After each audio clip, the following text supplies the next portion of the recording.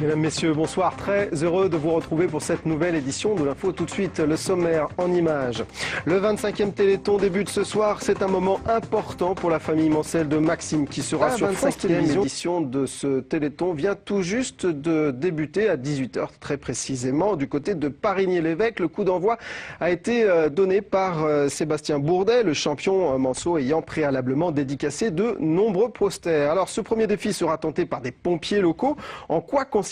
Réponse de Mathieu Navarre, sergent chez les pompiers de Parigny, au micro de Yannick Morfin et sur des images d'Amoun Chamsoudine. Le défi ici sur Parigny, c'est de faire 20 000 mètres à monter à l'échelle qui se situe derrière nous.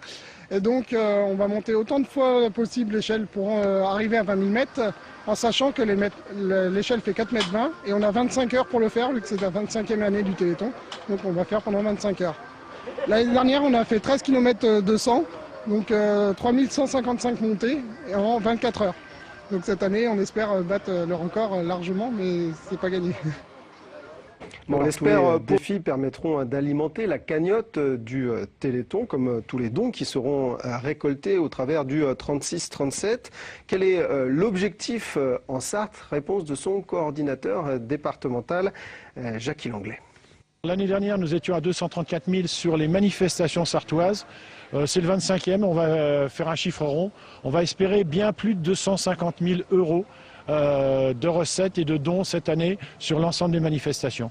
Et nous reviendrons évidemment sur ce Téléthon dans notre édition. Le courage de faire face à la maladie, Nathalie Durand ne l'a jamais perdu. Son fils Maxime, 16 ans, est atteint d'une maladie orpheline grave, la myopathie.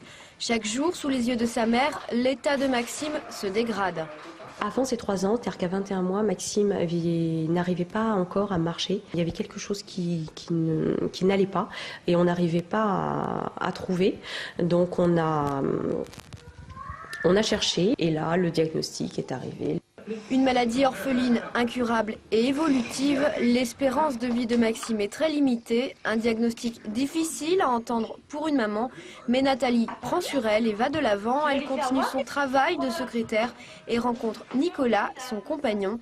Ensemble, ils décident d'avoir un enfant malgré la difficulté.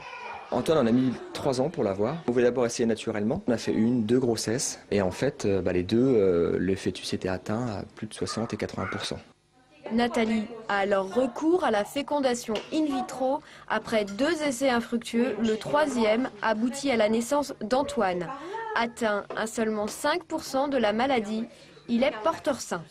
Pour avoir connu ce grand bonheur, je souhaite à tout parent de trouver la force de tenir le coup, que ce bonheur, ils peuvent l'avoir, mais que pour ça, il faut que la recherche continue d'avancer, continue à évoluer, continue à trouver. Un message d'espoir pour la recherche et pour les familles.